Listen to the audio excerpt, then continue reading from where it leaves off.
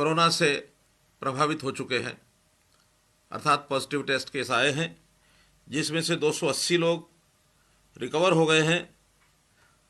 365 लोग अभी भी अस्पताल में अपना इलाज करा रहे हैं।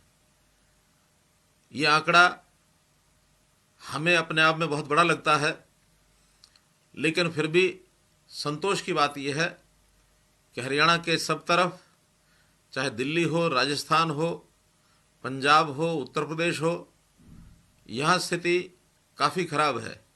चंडीगढ़ में भी एक जिले के बराबर क्षेत्र होने के बाद 125 संख्या से ऊपर हो गई है।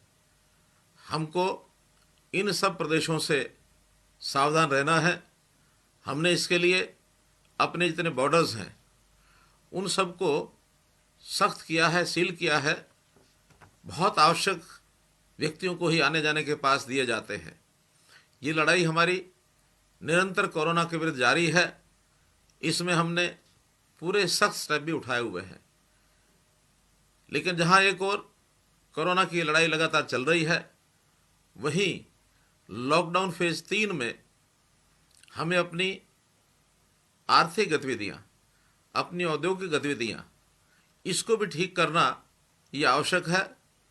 गृह मंत्रालय की सूचनाओं के हिसाब से हम उसमें कुछ ढील दे रहे हैं। वो ढील रेड जोन में थोड़ा कम है, ऑरेंज और ग्रीन जोन में ढील कुछ ज़्यादा दी गई है। उस ढील के आधार पर बहुत से उद्योग शुरू हो चुके हैं और उन उद्योगों में अब काम शुरू हो गया है। अब ये बात हम धीरे धीरे आगे बढ़ रहे हैं और परिस्थितियाँ ऐसी हैं कि हमको बहुत सावधानी पूर्वक चलना पड़ रहा है। जैसा मैंने पहले भी कहा था कि कभी कभी ट्रैफिक में चलते हुए हम जब देखते हैं कि रेड लाइट आई है तो हम थोड़ा रुकते हैं और रुक करके देख करके आगे बढ़ते हैं। तो जैसा ग्रीन लाइट होने पर आगे बढ़ते हैं, लिखा होता है रुको, देखो और आगे बढ़ो, उसी प्रकार से हम इस सिद्धांत को लेकर के आगे बढ़ रहे हैं। सावधानी पूरी रखनी है। सावधानी हटी, दुर्घटना घटी। तो हम सावधानी नहीं हटाएंगे, बल्कि अपने सब काम ठीक से आगे बढ़ाते हुए अपनी आर्थिक गतिविधियों को चलाएंगे। सबसे पहले इसके अंदर हमने एमएसएमई, जो अपना उद्योग है, उसकी ओर ध्यान दिया है। आज भी हरियाणा प्रदेश के 100 से ऊपर प्रतिनिधि, जो ऐसी संस्थाओं के, एसोसिएशंस के पदाधिकारी थे, उनसे हमने बातचीत की और जो कठिनाइयाँ एमएसएमई की सामने आई, उनको दूर करने का भी हमने आश्वासन दिया। कुछ चीज़ें हाथों हाथ ठीक की हैं। आखिर हमारा एमएसएमई उद्योग ऐसा है जो हमारी आर्थिक गतिविधियों का एकदम आधार है।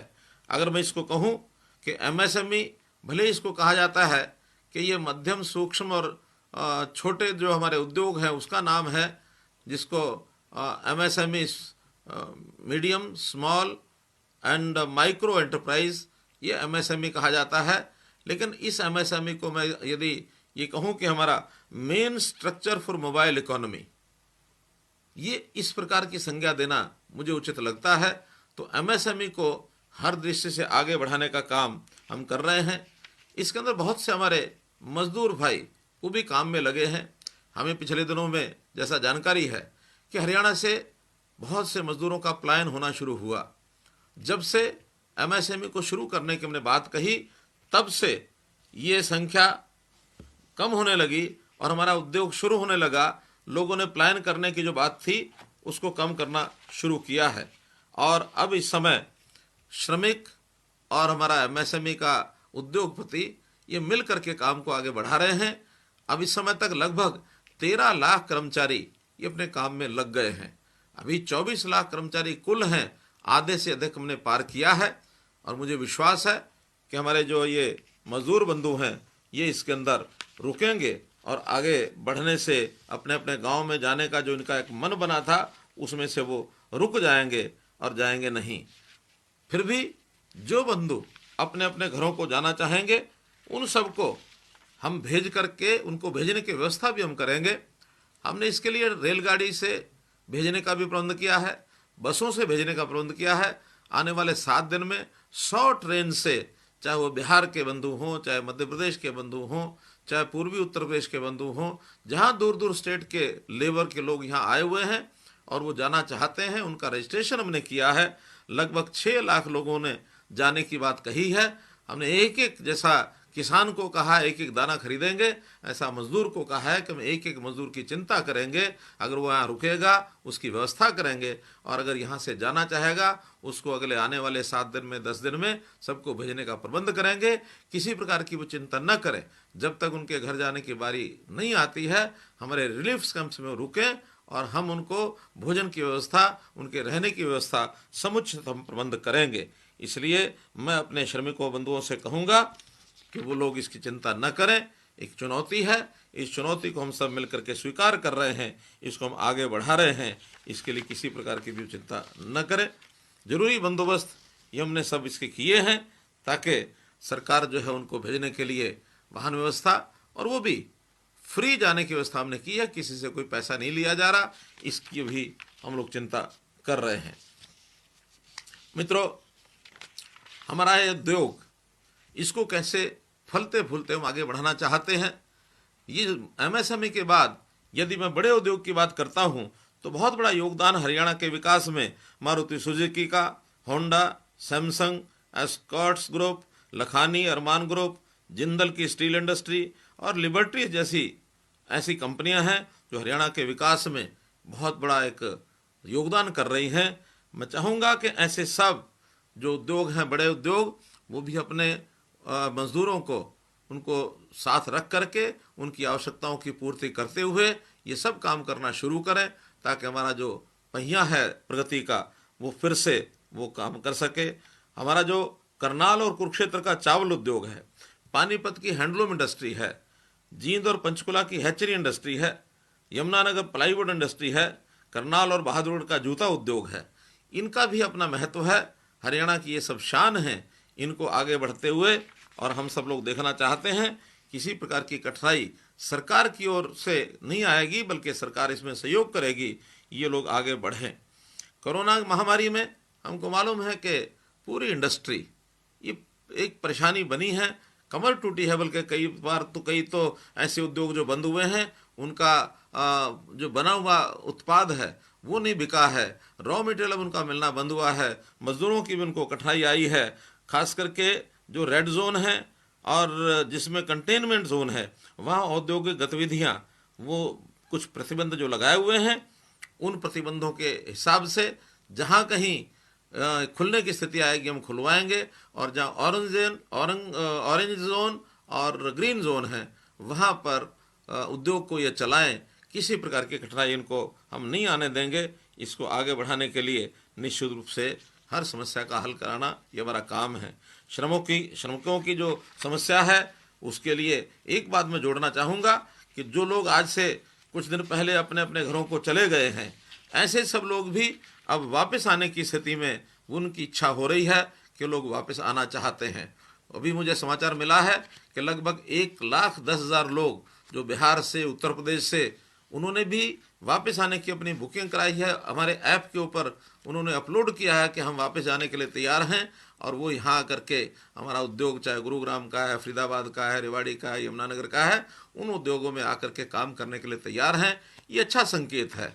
इसके लिए हम लोग आगे उनको बढ़ाने के लिए और एक पुरस्कार वापस ला करके उनको काम में लगाने के लिए तैयार हैं। वहीं पर एक जो विषय महत्वपूर्ण है कि जैसे दुनिया भर में कोरोना फैला, चीन से ये कोरोना शुरू हुआ। चीन में जो लोग इन्वेस्टर थे किसी भी देश के, उन सब लोगों ने अपना मन बनाया है कि वो भी दूसरे देशों में जाकर अपना काम करें। हमारी जानकारी है कि लगभग 1,000 इन्वेस्टर ऐसा है जो चीन से इन्वेस्टमेंट को समाप्त करके दुनिया के दूसरे देशों में जाना चाहता है। इन लोगों के साथ हमारे संपर्क बने हुए हैं। हमने वीडियो कॉन्फ्रेंस के माध्यम से कुछ जो निवेशकर्ता हैं उनसे बातचीत की है, और वो उन देशों में जैसे जापान है, अमेरिका है, कोरिया है, जर्मनी है, ऑस्ट्रेलिया और ताइवान, यहाँ के इन्वेस्टर सब चीन की बजाय और भारत में आना चाहते हैं। भारत में विभिन्न प्रदेशों में जाने की उनकी इच्छा हो सकती है, लेकिन हरियाणा में चूँकि हमने एक वातावरण अच्छा बनाया है, ईज़ ऑफ डूइंग बिजनेस का एक वातावरण यह बना है जहाँ दुनिया के सब देश इसमें कंपटीशन कर रहे हैं, वहाँ हरियाणा भारत में भी कंपटीशन कर रहा है कि हमने ईज़ ऑफ डूइंग बिजनेस में अपने देश में जो हमारा 2014 में 16वां स्थान था उसको हमने सुधारा है, ठीक किया है, और अब हम तीसरे स्थान पर पायदान पर आकर खड़े हुए हैं। हमने देश के अंदर अपना स्थान अच्छा बनाया है, इसलिए जितना भी दुनिया का इन्वेस्टर है या अपने देश का इन्वेस्टर है वो हरियाणा में आना चाहता है और हरियाणा में आकर के निवेश करना चाहता है। हमने उनके लिए अपनी सब रास्ते बनाए हुए हैं, जो कठिनाइयाँ उनको दूर करने के लिए हमने सारी बातें उनसे जो की हैं। 60 कंपनियों ने हरियाणा में अपनी जो रुचि दिखाई है उनके लिए हम लोग तैयार हैं। हमारी जो एजेंसियां हैं, इन्वेस्ट इंडिया, जेट्रो, कोटरा, USIBC, USIPS, USISPF, IGGC, enterprise Singapore इत्यादि, ये जो सब ऐसी एजेंसीज हैं जो उद्योग लगाने के लिए, हरियाणा में उद्योग लगाने के लिए उन लोगों से बातचीत कर रहे हैं और हम उनका स्वागत करेंगे। हरियाणा में हमने योजना बनाई है कि अभी तक जो उद्योग हमारा कुछ जिलों के अंदर सीमित है वो पूरे हरियाणा के अंदर फैले। पूरे हरियाणा में फैलने के लिए एक क्लस्टर योजना भी हमने बनाई है ताकि सभी 22 जिलों में कोई ना कोई उद्योग वहाँ जाए और इन्वेस्टमेंट करने के लिए व्यक्ति वहाँ आए। हम सब प्रकार की सुविधाएं, इंफ्रास्ट्रक्चर की, सड़क की व्यवस्था, रेल की व्यवस्था, जो योजनाएं आगे आवश्यकताएं होंगी उसका सब काम पूरा करेंगे। इन 22 जिलों के अंदर विशेष तौर पर गुरुग्राम, फरीदाबाद, रेवाड़ी, सोनीपत, ये जिले ऐसे हैं जहाँ पहले से उद्योग अपना पर्याप्त मात्रा में पहले चलता है। शेष जिलों में जैसा मानो सिरसा, यहाँ हमारे कृषि खाद्यान्न की अच्छी उत्पाद होता है, तो वहाँ फूड प्रोसेसिंग के यूनिट्स, खाद्य और इस प्रकार के जो यूनिट्स हैं संस्करण के, और साथ ही टेक्सटाइल इंडस्ट्री, कपड़ा और वस्त्र, इसके लिए हम योजनाएं बनाएंगे कि ये क्लस्टर वहाँ पर खड़ा हो। इसी प्रकार फतेहाबाद में food and agro industry, iron steel industry, Jind में एग्रो एंड फूड इंडस्ट्री अर्थात खाद्य आधारित जो कृषि आधारित खाद्य सामग्री तैयार करने के लिए इंडस्ट्री, आयरन स्टील, हिसार में आयरन स्टील का पहले से अच्छा उद्योग है, उसी को बढ़ावा दिया जाएगा। भिवानी में खाद्य आधारित और टेक्सटाइल, क्योंकि भिवानी में टेक्सटाइल का पहले से उद्योग है, इसको और बढ़ावा दिया जाएगा। महेंद्रगढ़ में क्योंकि सरसों का वो क्षेत्र है, ऑयल मिल्स बहुत हैं, वहाँ ऑयल मिल्स को बढ़ाया जाएगा। ऑटो कंपोनेंट्स, इनको बढ़ाया जाएगा। रेवाड़ी में ऑटो कंपोनेंट्स, टेक्सटाइल, इसको बढ़ावा दिया जाएगा। नूह में रसायन अर्थात फार्मास्यूटिकल और केमिकल्स, इस इंडस्ट्री को बढ़ावा दिया जाएगा। यमुनानगर पहले से प्लाईवुड हमारी फैक्ट्री और साथ में स्टील की फैक्ट्रियाँ ये भी उपलब्ध हैं, इसी को बढ़ावा दिया जाएगा। अम्बाला में वैज्ञानिक उपकरण, साइंटिफिक इंस्ट्रूमेंट्स, इसको बढ़ावा दिया जाएगा। पंचकुला ITS, इसको हम लोग आगे लेकर के चलने की स्थिति में हम आएंगे। कुरुक्षेत्र पेपर मिल और एग्रो एंड फूड अर्थात कृषि आधारित, खाद्य आधारित ये उद्योग लगाए जाएंगे। पानीपत में टेक्सटाइल पहले से चल रहा है, एग्रो एंड फूड इसको हम आगे बढ़ाएंगे। इसी प्रकार सोनीपत एग्रो फूड और ऑटोमोबाइल कंपोनेंट्स, इसके लिए कार्य किया जाएगा। झज्जर में फुटवियर, खास करके बहादुरगढ़ में, इसको और विस्तार दिया जाएगा। फरीदाबाद में auto components, construction and engineering, agro and food, इन चीज़ों को आगे बढ़ाया जाएगा। रोहतक में इंजीनियरिंग यूनिट्स, पहले से भी ये यूनिट्स काफ़ी हैं और इनको आगे बढ़ाने का काम किया जाएगा। Gurugram automobile, auto component, ITS, electrical, electronics, engineering, इसमें काम किया जाएगा। Karnal agro and food, packaging, pharmaceutical, इसके अंदर इसका उपयोग किया जाएगा। चरखी दादरी ऑयल मिल्स, इस काम को किया जाएगा। अर्थात 22 के 22 जिलों में क्लस्टर अप्रोच के साथ हम लोग काम करेंगे ताकि हर जिले के अंदर जो काम करने वाला हमारा कार्यकर्ता है, व्यक्ति है, वर्कर है, मजदूर है, उनको सबको काम में लगाया जाएगा ताकि बेरोजगारी को हम लोग हटा सकें, दूर कर सकें। इन कामों के लिए हमें अपने वर्कर को, अपने हरियाणा के नागरिक को उस योग्य बनाने के लिए स्किलिंग का काम, स्किल डेवलपमेंट का काम, इसको भी हम कराएंगे। और इसके लिए विशेष बात कि हरियाणा की एकमात्र स्किल डेवलपमेंट यूनिवर्सिटी वो पलवल जिले में हमने यहाँ स्थापित की है। वहाँ हजारों लोगों को स्किलिंग का काम करा करके और विभिन्न प्रकार के उद्योगों में उनको काम मिले, जॉब मिले, इस काम प्रयत्न करेंगे। और साथ ही कुछ सेवाएं, सर्विसेज, इसके लिए भी छोटे बड़े कोर्स वहाँ शुरू कराए जा रहे हैं ताकि वो लोग अपने रोजगार के लिए आगे बढ़ सकें। इनको भी इसमें काम दिलाया जाएगा। हमने इन सारे कामों को शुरू करने के लिए बहुत सी रियायतें भी उद्योग को दी हैं।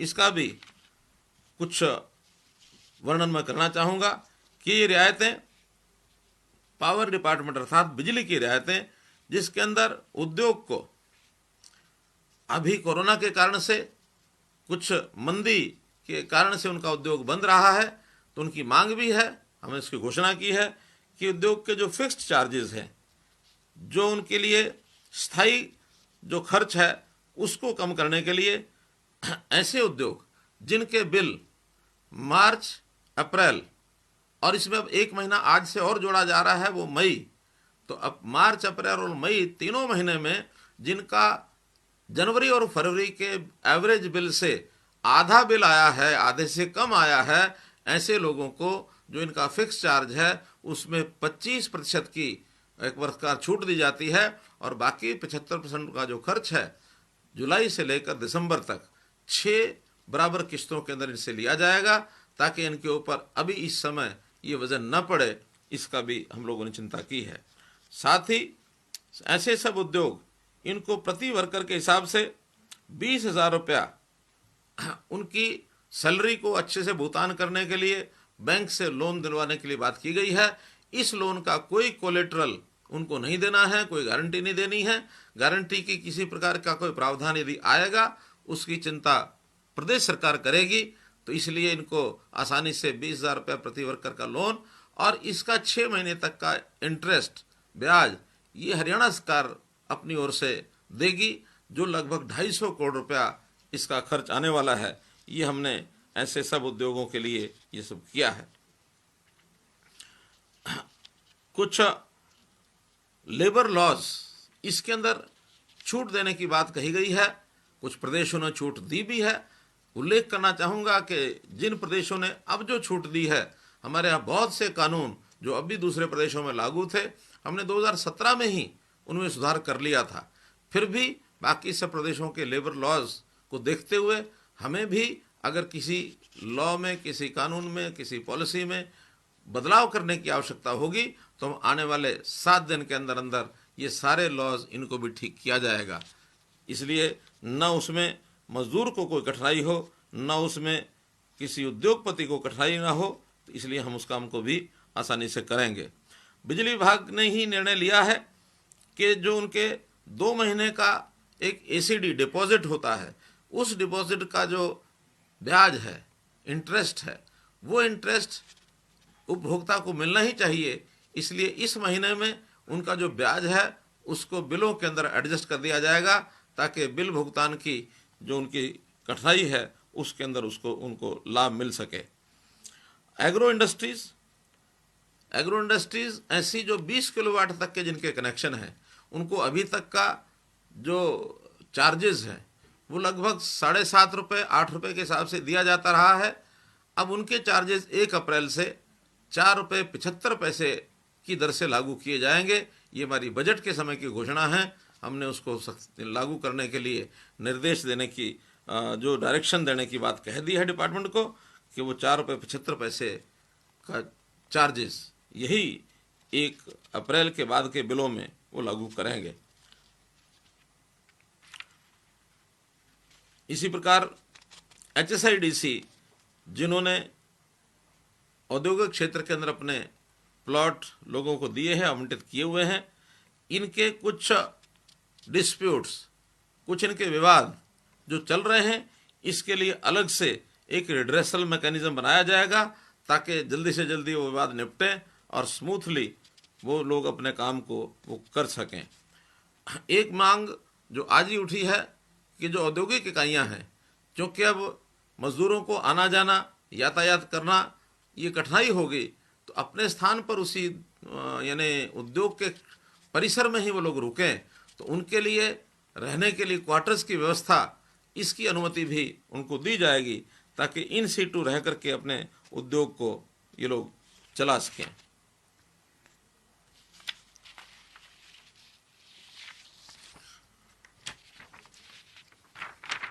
मित्रों, मुझे तो कुल मिलाकर के ये कहना है कि जब भी कोई चुनौती आती है, उस चुनौती के समय ऐसा भी कई बार आभास होता है कि कुछ अवसर भी आते हैं, कुछ अपॉर्चुनिटीज भी होती हैं। तो कोरोना की इस चुनौती को हमको एक अवसर के रूप में लेना चाहिए कि इस घड़ी में हमें जो नए नए आयाम सामने खुलेंगे, उन आयाम के लिए भी अपने आप को तैयार करना चाहिए।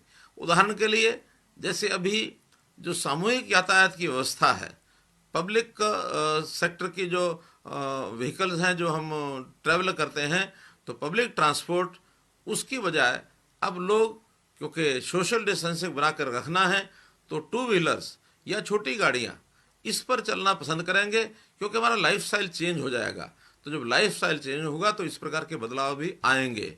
मेरा ऐसे जो उद्योगपति हैं उनसे निवेदन है कि वो छोटे यानी इस प्रकार के वाहनों के लिए, 2 पहिया के लिए, 4 पहिया के लिए अपनी कमर कसें और आगे आने वाले समय में निश्चित रूप से इसका हमें लाभ होने वाला है, इस ओर वो आगे बढ़ें। हम लोग सब, चूँकि संकट बड़ा है, इस बड़े संकट में हमारा पूरा प्रदेश की पूरी जनता, मेरा उनसे आह्वान है कि इसमें से निकलने के लिए सब लोग इसमें सोचें, सब लोग विचार करें, एक दिशा में चलें और एक परिवार की भावना से हम लोग इसको आगे बढ़ाएं। चाहे वो उद्योगपति है, चाहे व्यापारी है, चाहे हमारा कर्मचारी है, किसान है, मजदूर है, हर व्यक्ति को सोचना चाहिए कि मुझे इस कोरोना की मुक्ति से अपने प्रदेश को यानी एक प्रकार से सहयोग करना है और इससे मुक्ति पानी है।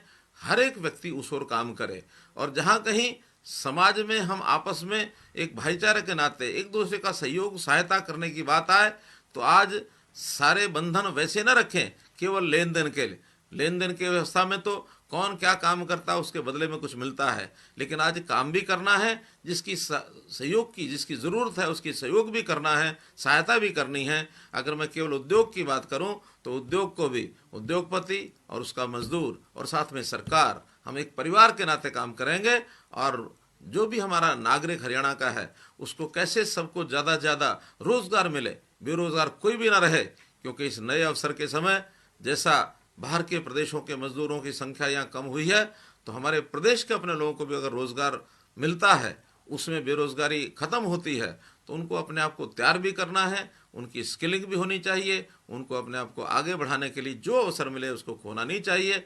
और हम मिल करके कोरोना को भी ख़त्म करेंगे, उद्योग भी चलाएंगे और अपने हरियाणा को एक समृद्ध हरियाणा को बनाने के लिए काम करेंगे। यही आपके सामने मेरी अपील। बहुत बहुत धन्यवाद, बहुत बहुत आभार।